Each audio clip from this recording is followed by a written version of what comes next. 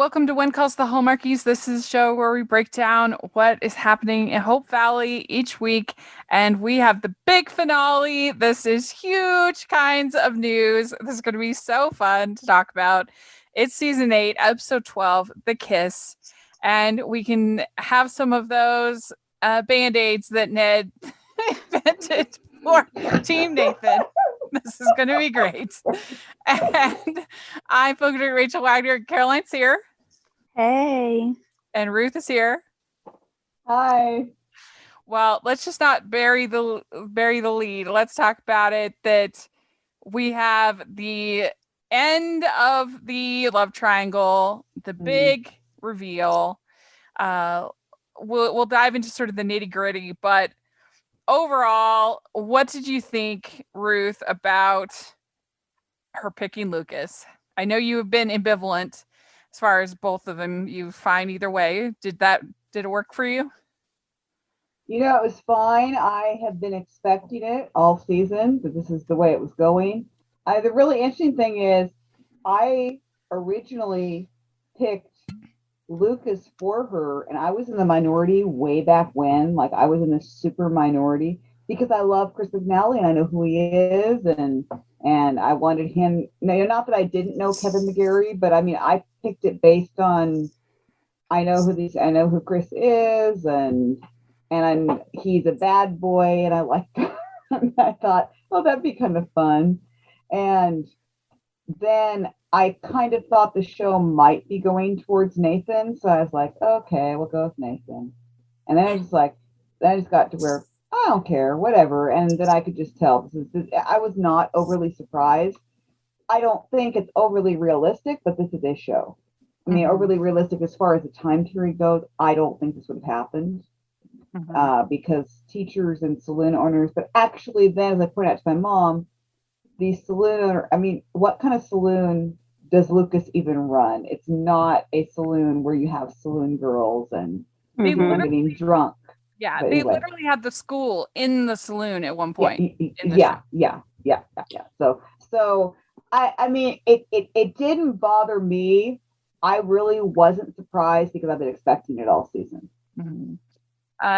Caroline, what did you think? Do we need to pull out the tissues? Like, surprisingly, I was fine with it.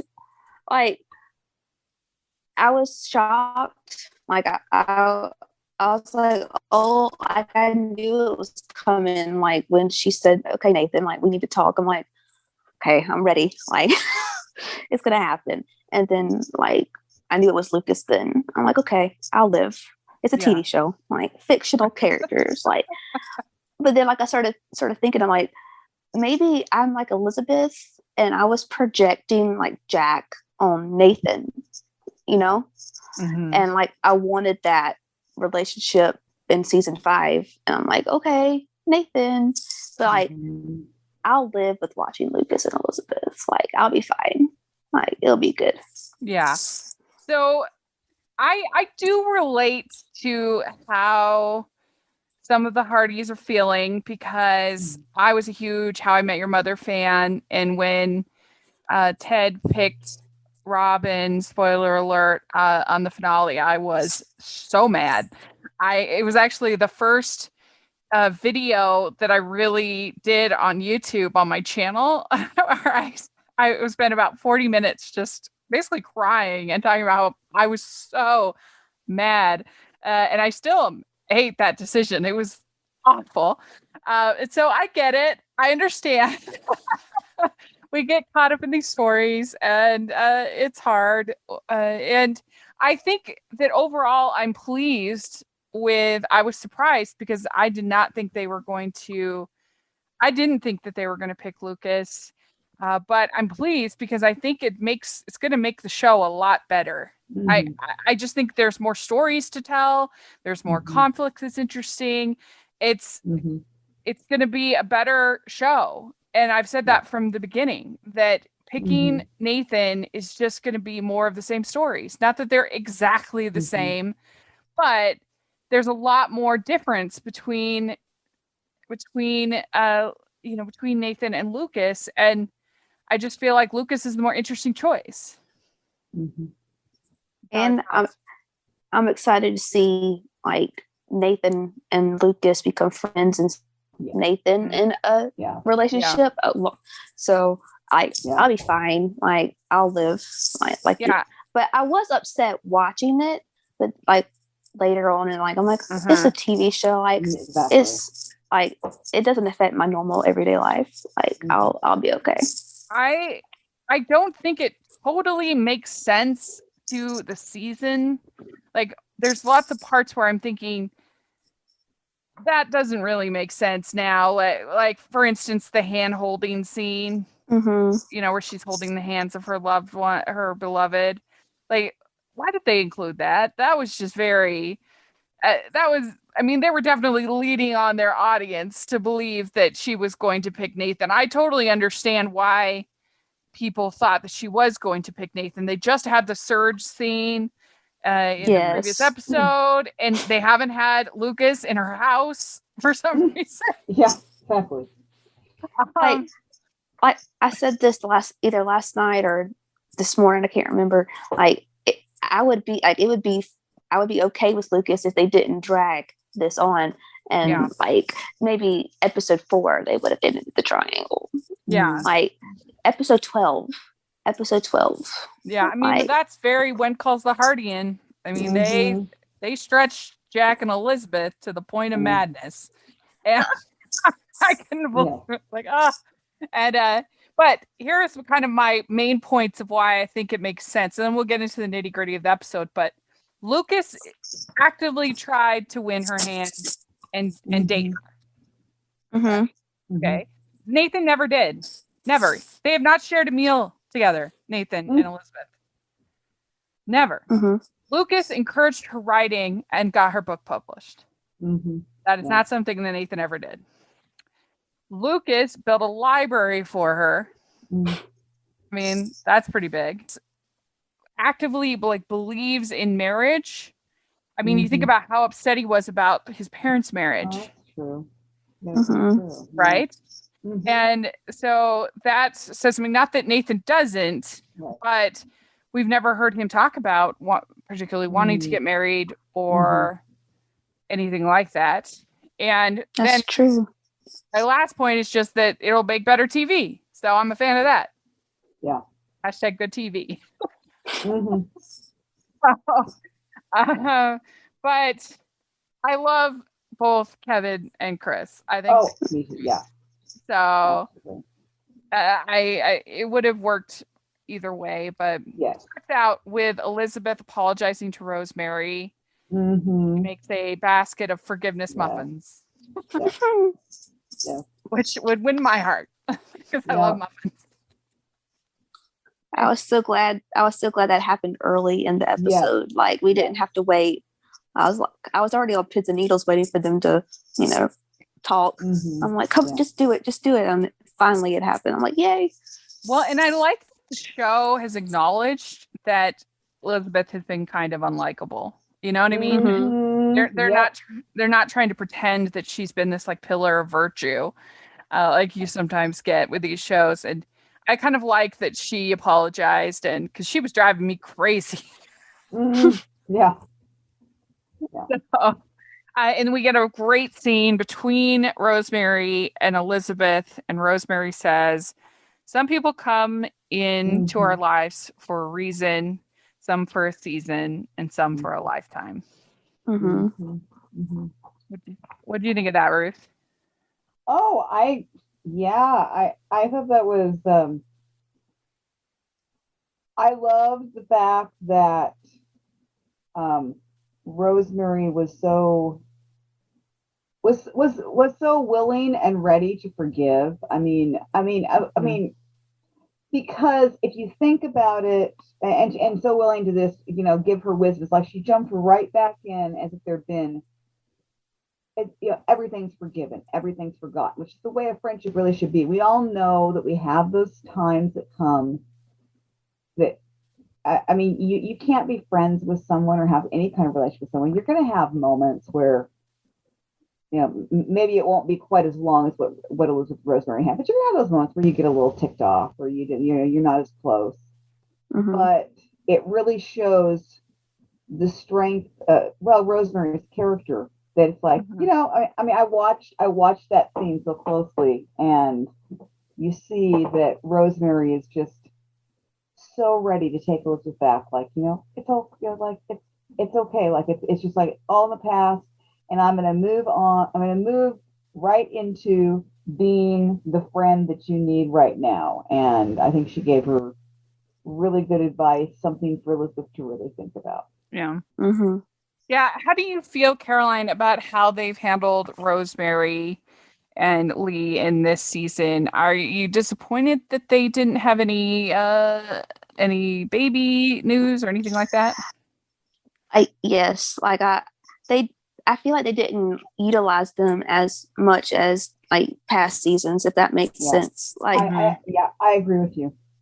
and I thought like I was going into season 8 like, okay, they're gonna have a baby, they're gonna adopt, and they're gonna have a baby. Like I was so like certain that that was gonna happen, and then it didn't. I was like, Mhm. but I guess it's because of COVID. Like they didn't want to bring in another like twins. Like they're dealing with baby Jack, so I guess I understand, but it just didn't make sense from season 7 just now, like that arc. Mhm. Yeah, I mean, the closest they got was having Rachel in, but that was such a brief stint, and Yeah. they didn't really have any kind of meaningful conflict with her. Right. It was just, yeah, she fall in love and then she's gone, basically, kind of what happened. So I agree. I think that it would have been nice if they could have, I don't know, figured something out with that. Pascal and Kevin both want them to have children, but they don't know which way they want to go, like pregnancy or adoption.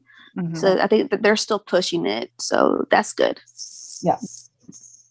Yeah, so we have the Carson is packing up, he's getting ready to leave, and we get a little scene with Minnie talking to Carson and saying that Angela had the measles. The doctor refused to see her, and as a result, she lost her sight. And this is pretty much the only time in the season that it has been that they have brought up any kind of racism involving the Canfield. And, you know, I don't know, it is what it is, I guess, the show, but I think that could have been interesting to have had that. It seemed like they were going to reveal something about Joseph's past that he was running from. And they never really did. Yeah. I thought it would have happened sooner in the season about like the racism. Yeah, too. But bless Angela's heart, like that's just so sad. Like it's just, but they Natasha and Paul did really great in that scene. Like it made me emotional. So yes. And I did find an article I was looking up online that it is true that measles can lead to blindness. I found an article that that it can affect the eyes because it's an airborne disease. It can spread rapidly through unvaccinated individuals, and that it can lead to inflammation of the brain, and eye disorders leading to blindness may occur. So it's a real thing, which I thought was interesting. She says, "I wouldn't trust doctors, but you were different. Thank you for helping to get that bitterness out of my heart." Oh. So let's talk about Carson. He decides to go, and him and Faith, they have their goodbyes, and she says, "Carson, I'm going to be a puddle when you reach that station." And the whole town is there to cheer him off. And they said, "This is just how much you are loved here, Carson." So, Ruth, I know obviously you work for Paul Green. Right. And I know nothing. And you know nothing. No, seriously. People have been asking me already. I know nothing, people. even if I did, I wouldn't tell you. But I honestly know nothing. Okay. But did it surprise you working with him that this happened, or? No, I was expecting it, but what's up with Carson and Faith not kissing goodbye? Come on. Right. Please. I was. I mean, Paul's tweet was really funny because he said COVID, and I was like, well, I'm thinking it doesn't make sense though. We got other people kissing. I mean, right? Good grief. I mean, there certainly was no COVID issues between Lucas and Elizabeth. So I think it was pretty clear that they are trying to now set Faith up with Nathan. Oh yeah. So if they had some passionate kiss. Totally. Yeah, I think that's why. Yeah, I think you're right. I know. I was disappointed that it ended as abruptly as it did. I was expecting. I mean, I would have been fine with him leaving, but I felt like it just all of a sudden went, and it's like, you know, why didn't he try to propose one more time, even if she turned him down, or have, could you wait for me? And you know, he gives her the ring just as a promise ring, so, you know, something, and even if she said no, or she said yes, or she, you could raise a whole conflict next season if she has Carson's ring and now she started falling for Nathan. I mean, you could really have some interesting things, but it was just like Carson left and Stagecoach gone. Nathan. So do you think that this is it for Carson? Do you feel on the show? I don't know. I mean, I go back and I'm hoping that I would like to see that if they want to write him out, because I don't know if they want to. If they want to write him out, I do hope they bring him back, just like to really close things correctly. Because I just feel like I feel like it's not the kind of send off that I felt he deserved. You agree, Caroline? I really did think he wasn't gonna like be on the stagecoach when the stagecoach pulled off. I'm like, oh, Carson's gonna be staying in there, and then he wasn't. I'm like, Carson. Like, it's so weird with Carson and Faith. Like, I was like, I didn't want them together at first. And I'm like, oh, I need them together. And I'm like, I don't want. I'm like, and because I love Paul and Andrea, and like I was cheering for them, but I was not cheering for Carson and Faith. Like, towards the end. I know. I mean, you'll have to correct me if I'm wrong on this, Ruth, but I've gotten the feeling that Paul's kind of distancing himself a little bit from Hallmark. He hasn't been in a movie since Evergreen, I don't think.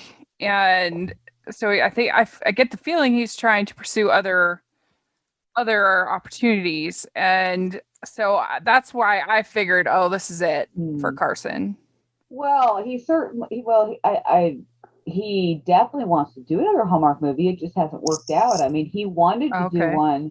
He wanted to do one at Christmas time, but it was very difficult. I mean, it was very difficult because if you notice, you didn't see any of the main cast really in a Christmas movie, a new Christmas movie. I don't think that any, because none of them were.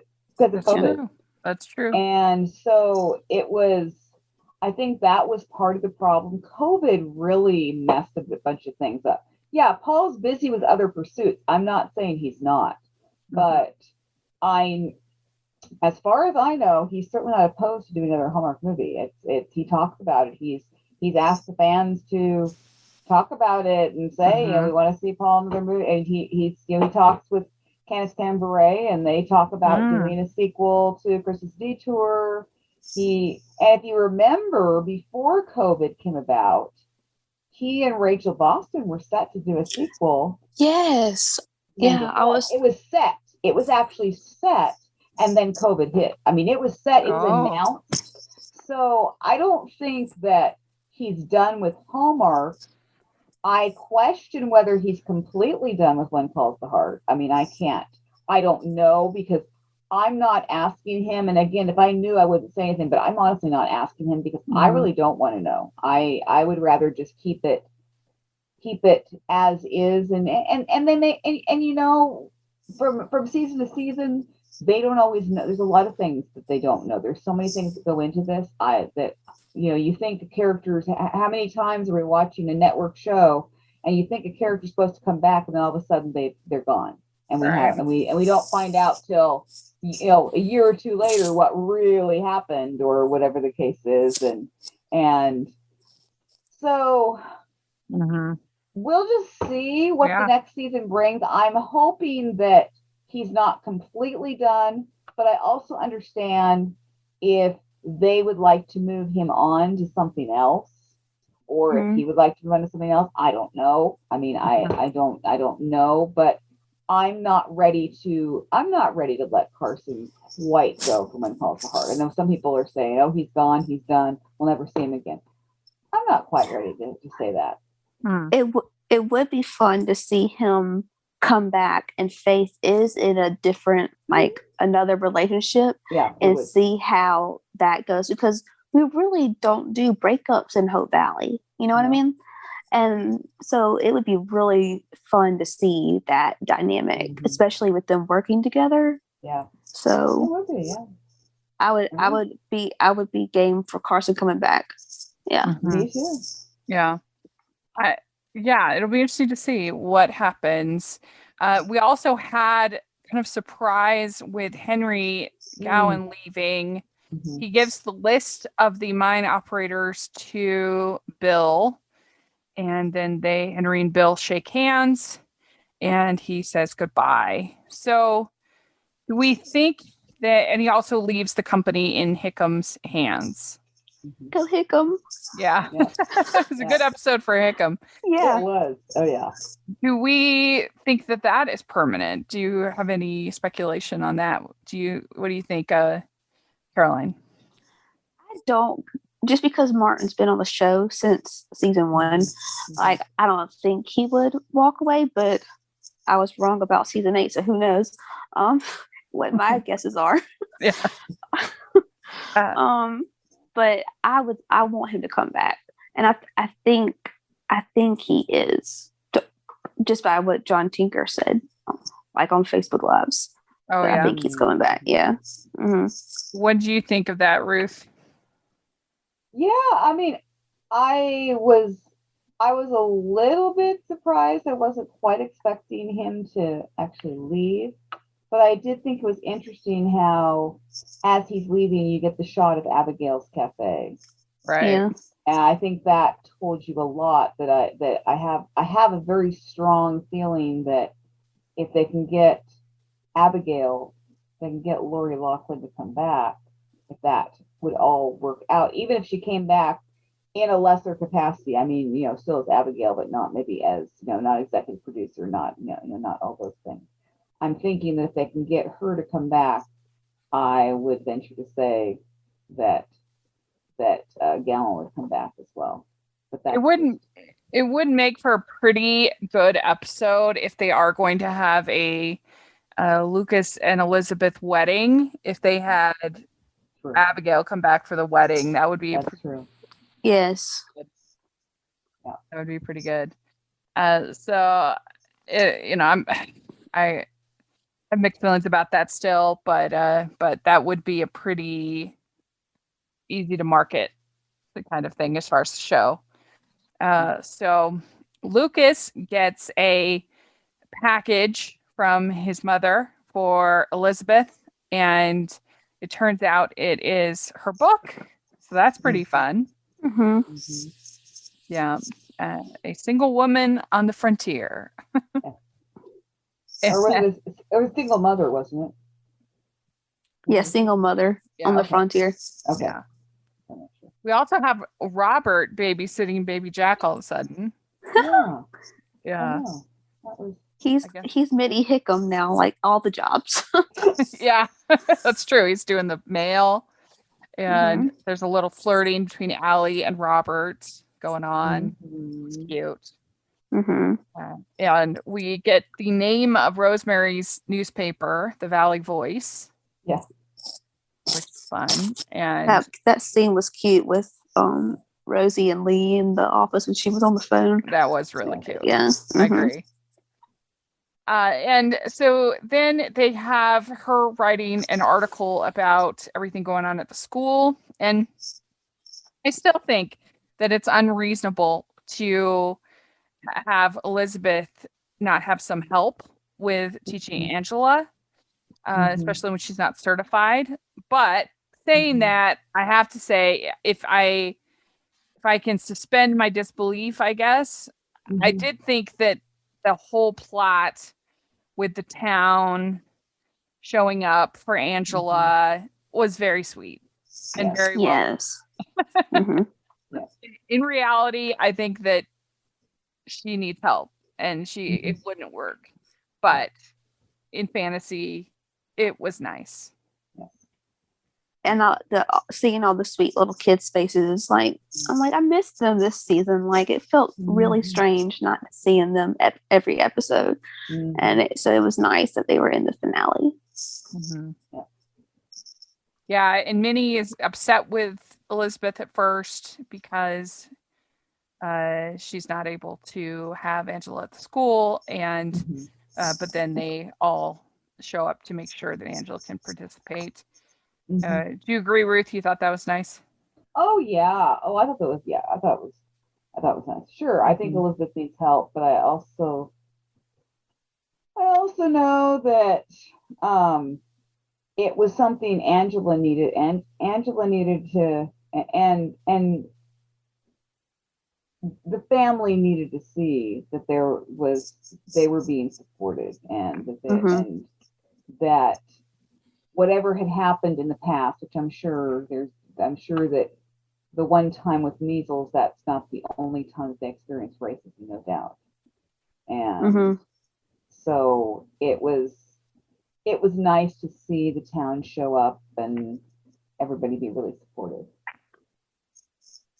Yeah, it was very nice. So then we have this scene between Elizabeth and Nathan, and she says, I couldn't have asked for a more courageous, good man to watch over me, but I've been trying to find Jack in you. I've been trying to replace him with you, and that wasn't fair. Do you feel like they've shown that enough through the season, Caroline? Maybe not like face value. Maybe not like, but watching it back, seeing some of the scenes, especially last week with the surge, I'm like, now I can kind of see maybe it was Jack, but some of the stuff though, it was like that had to be Nathan. Like, I'm like, come on now, but I can understand like Elizabeth doing that, but it's weird. It was a really good scene though. Yeah, it was a good scene, but Nathan has been so reticent, and you could say shy or however you want to describe it, to even ask her out. You know, he did finally ask her to dinner, but he's been pretty shy. I don't know, like, has he been protecting her? Like, I guess watching over her, like, you know, I guess protecting in a way, like, you know, the town. And she says that I love you, but I'm not in love with you. Knife in the heart. I knew that was coming, but I'm like, Elizabeth, don't do that to me. Yeah, I mean, they have had a lot of sort of lingering stares and things like that between, and then of course there was the hug last season. So there's been some intimacy between Nathan and Elizabeth, but I don't know if I really feel like has it been that was it the same as she's been trying to find Jack in you because he's a Mountie, I guess. Yeah. I don't know. Yeah. What do you think about that, Ruth? Yeah, I mean, let's face it, that's probably why so many of the fans were Team Nathan, because they wanted I mean, I'm not saying, okay, that's probably wrong to say, not, but I would say that there had to be a degree of truth in that. If you think about it, I would say that a lot of fans who are Team Nathan and so strongly Team Nathan, it'd be interesting to know, well, were they also really into Jack? And so they may have followed the same path that Elizabeth was following. Well, Jack's dead, so we've got to find a replacement. I think that that's initially why when Kevin came to the show, that there were a lot of people who support, a lot of the fans supported him because, oh, he's a Mountie. We like our Mountie. She's got to be with another Mountie because that's the way the show is supposed to go. And that'll replace Jack. That'll kind of be, they may not have been able to verbalize that, but I think that there was a degree of that. I think they were probably following the same course that Elizabeth would have been following. So maybe we didn't see it overtly, because I think that we didn't see a lot of interaction between Elizabeth and Nathan, but I think that it makes sense that it's almost like she came to that, she may not have even, she probably did not realize she'd been doing it. And then she just came to that realization, because those kind of things can happen. I mean, that's always been my argument against Team Nathan, is that she hadn't even shared a meal with him. Like, they'd spent so little time together. Almost every single interaction that they had together, Allie was there or someone else was there. Like, I would say 80% of their interactions, somebody else was there. And as opposed to Lucas, where they did spend a lot of time together, they had been on dates together, had been on trips together. They had, had shared her writing with each other. And I just felt like, to me, it was always made more sense for it to be Lucas, because I just felt like they knew each other better. I do think that, because I still think that there's not like the greatest chemistry between either of them with Elizabeth, because they kept her so ambivalent for so long. And if they had kind of made her maybe have a near kiss, I guess they did have the one in the rain with her and Lucas, but I just feel like if they had ramped up the intimacy a little bit more, then we would all been it would be building and building and building and building, and then we would feel it, as opposed to her having to be kind of blank and we don't know what she's thinking, kind of thing. So yeah, I think I was Team Nathan, because I liked I love Chris, but I think I like Kevin a little more than Chris. So I think that's why I was Team Nathan. But I think if the triangle ended earlier, I would be more like, oh, I see it with Lucas now. Yeah, I think like the dragging it out was what made it worse. Like, Chris and Aaron did a good job, but the triangle just needed to wrap up earlier for me. Anyway, I agree. And so then we have Jesse is found by Nathan, and Wyman gives the money back. So it's interesting, because basically it sounds like he was just investing the money in property. And it doesn't sound like he actually did anything wrong. I was shocked, but like, not shocked. Like, I thought it was going to be more like interesting storyline with Jesse and Wyman. Yeah, I mean, they love doing that on What Calls the Heart, of like these quote unquote villains who are just like businessmen. Like, they didn't do anything really wrong, but we're supposed to hate them. And I mean, I guess maybe he didn't accurately explain the risk of this investment. Maybe. But he gave the money back, so. And Jesse just told Clara he lost the money. Like, he should have said, like, I invested the money, or he didn't just lose it, willy-nilly, spending it everywhere. Like, he was trying to help Clara, like, in his future family, So it was kind of like, I'm with Jesse. Like, it was Yeah. And so once he's found, then they have their reunification and they're doing great. And then we get this scene between Lucas and Nathan where they're having a drink together and kind of basically saying they got each other's back and it's okay. And Nathan says her heart has always been with you, Lucas. And we find out. But did he really think that though, Nathan? Like, because he told Elizabeth that he loved her and that he knew that she felt the same way. And now he's like, okay, Lucas, she loved you, you know? I kind of, I mean, I think it's kind of playing nice. Mm-hmm. You go, Nathan. Yeah. And we find out that Lucas has received an offer on the Saloon. And Nathan says, if I were you, I would consider sticking around. And so he did not sell the Saloon. Like, he didn't sign the papers. He didn't sign the papers because there was it looked like he had kind of closed it up. Mm-hmm. Okay. I don't know. Yeah, I don't think we know whether he signed them or not. He was about to leave and then decided not to leave. Mm-hmm. So who knows if because everybody's all, we can have a school teacher with a saloon owner.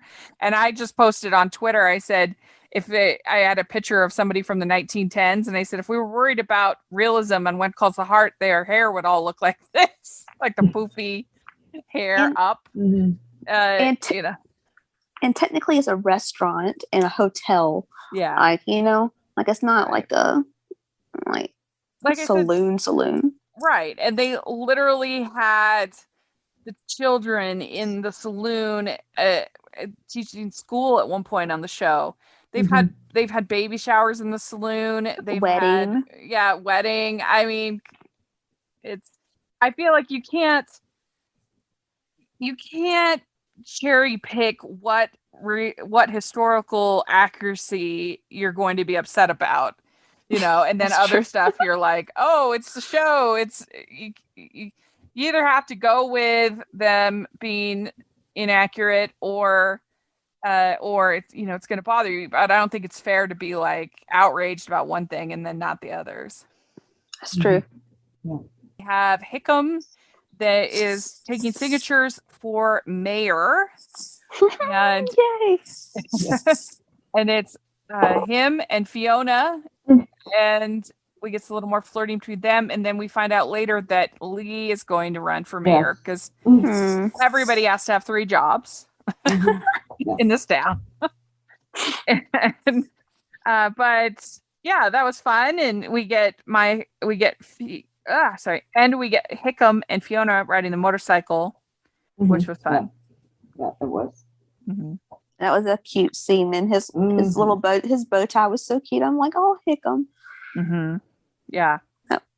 And Ned returns, and he has invented the Band-Aid. That made me laugh so hard. It was really good. Mm-hmm. I think that Ned and Florence have been the best part about this season, in my opinion. I really, really have enjoyed it, and that was great. He's going to be a wealthy man. He's going to have the Band-Aid fortune. Yeah. They can build a new house in Hope Valley. Yeah, that's right. And then our final scene is this. Well, no, there's 2 scenes. So we have this scene on the bridge between Lucas and Elizabeth. And even though I said that I haven't been feeling chemistry between either of them, this worked for me more than I thought it would between the 2 of them. It was very well done. It kind of reminded me of the end of the Anna Green Gables. I was going to say the same thing. Yeah, well, Anne of Avonlea. On the bridge with Anne and Gilbert. It had some of that feel, and I thought it was very well done. I liked it. It was a good scene. I have to admit, Aaron and Chris, you did a good job. Yeah. And I felt it. I'm like, okay. And so it was good. It was romantic. Yep. And passionate, like Erin told me and you. They would be passion. She did not lie. So that's right. You agree, Ruth? Oh yeah. Oh, it was yeah. It was romantic, passionate, and what I love about what Chris has brought to the character of Lucas is that he is a gentleman, and I don't mean like a gentleman gambler, you know, like that kind of. He's got that bit of swagger about him, but he's like this good, upstanding, like total gentleman. Treats Elizabeth, treats the women with respect, and then that scene just was so romantic, and I mean the kiss was off the charts, definitely. Yeah, and he is patient with her, and that seems to be the big appeal to Elizabeth, is how patient he is. I do wish he would have grabbed like his suit collar or something. Like I was like waiting for her to grab his suit collar and like just pull him in, Elizabeth. Yeah, that would be good. And then we get one last scene where he got the note that Elizabeth loves candles, because there was a million candles. Yes. And poor cat's bit still working on those candles, and she will for a long time. Yeah. And they said, so will we get to hear about his side of the love story and how he's fallen? I think that will be interesting to hear a little more from him. Yeah. And for now, I'm afraid she's all out of words. And so, yeah, there we her book and everything like that. And so I liked it. I thought that it's actually going to be a really good thing for the show. I think it's going to make the next season a lot better. I know many people violently disagree with that. That's my opinion. And so we have a lot of comments on Twitter. I asked what our audience thought. I said, all respectful opinions are welcome. So I'm going to... well, first, let's 1 to 10. What would you give this finale? What do you think, Caroline? 8.5. Okay. 8.5. And Ruth?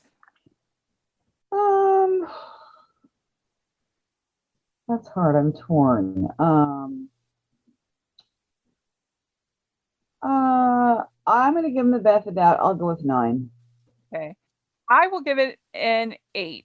I think it was pretty good. I liked it. So let's read some of our Twitter responses. We have from Sassy Pants 25. She says, loved it. I appreciate that even though the triangle was drawn out a little longer than we would have liked, it at least made sense in the end, and everything that I was thinking and feeling for Elizabeth was true. I think she made the absolute right choice, and it makes total sense. McCalligat says, not happy with the finale. I'm done. I was almost done at the end of last season and hung in there with the ending. But this season was a soap opera, and all the stories were choppy, and I'm Team Nathan. Now, I feel like every season of When Calls the Heart has been a soap opera.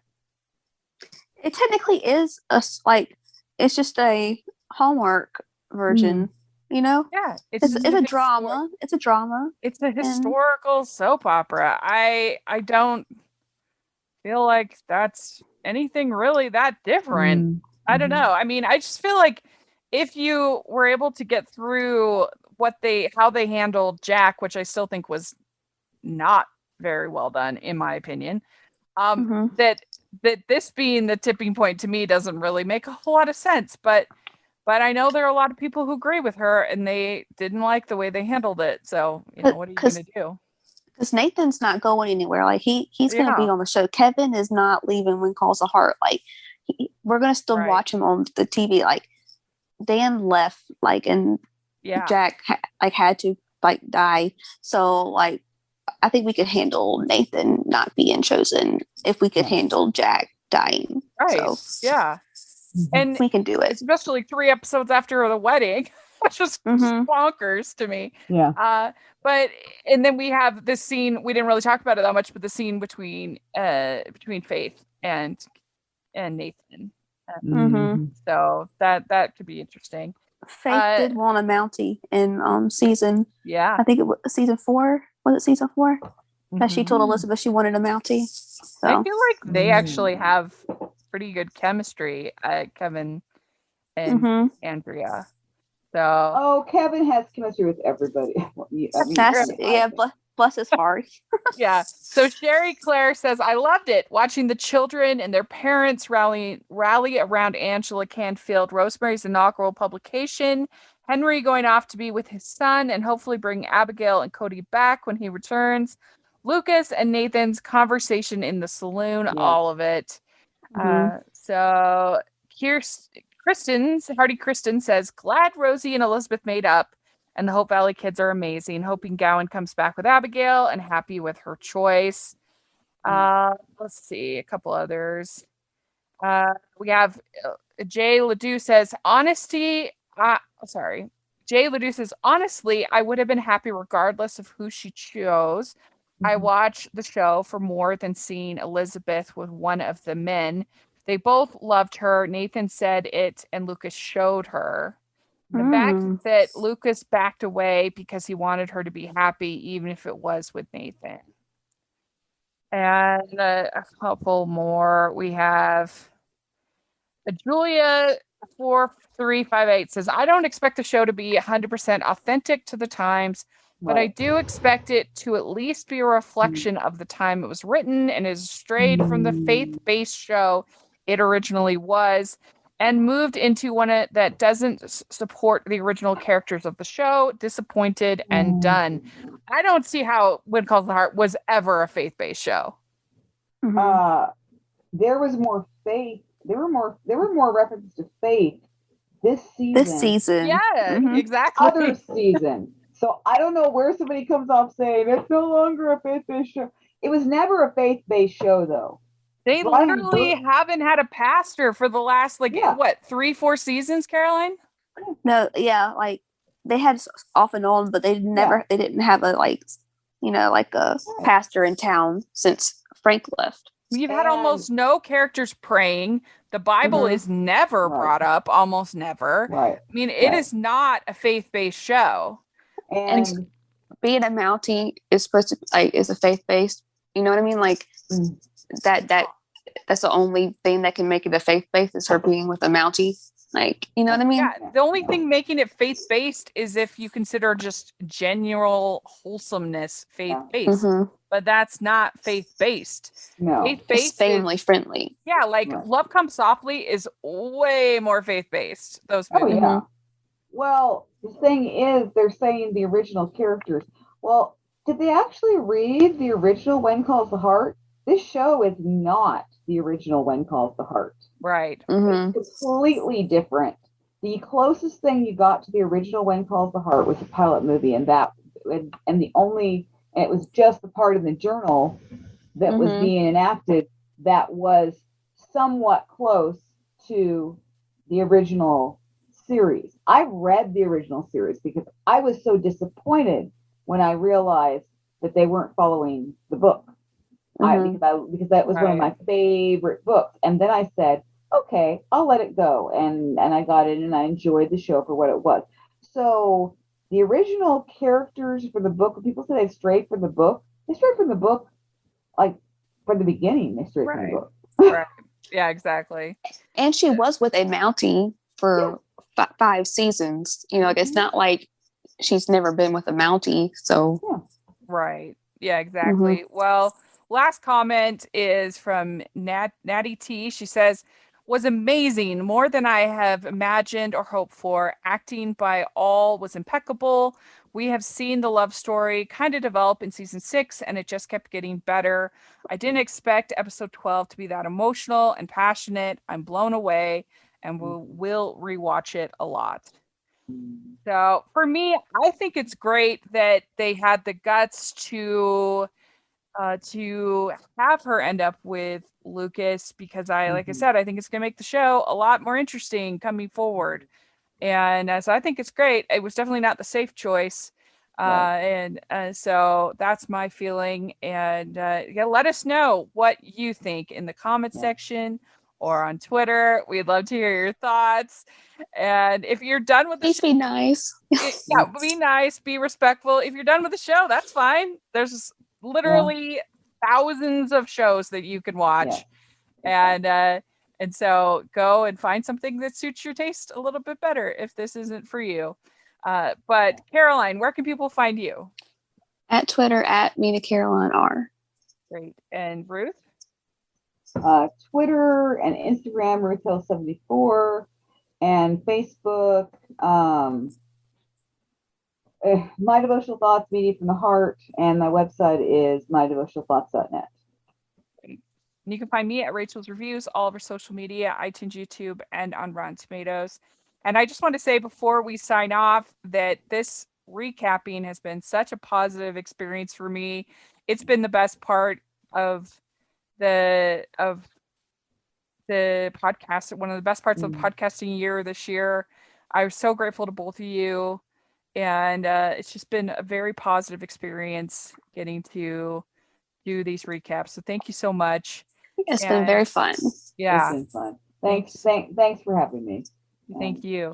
And make sure you're following the podcast at Hallmarkies Pod and Hallmarkies Podcast, all over social media. And if you are listening on iTunes, please leave your ratings and reviews. We really appreciate it. We've got some fun ones this week, and it means a lot to us. And if you are listening on YouTube, please give this video a thumbs up and subscribe to our channel. We appreciate that so much. We also have our patron group, and we are going to be doing our watch along with director Michael Damian. We're going to be watching the broadcast of the Christmas Waltz with him. It's going to be very fun, and it's only $2 a month to join and support us with the Patreon, and it means a lot to us. And you can be part of our Facebook group where we were talking all about the finale on the Facebook group. So check that out. And we also have our merch store, which has tons of Hardy's inspired merch. So take a look at that. And thanks again, everybody. And we'll talk to you all later. Bye, everyone. Bye. Bye.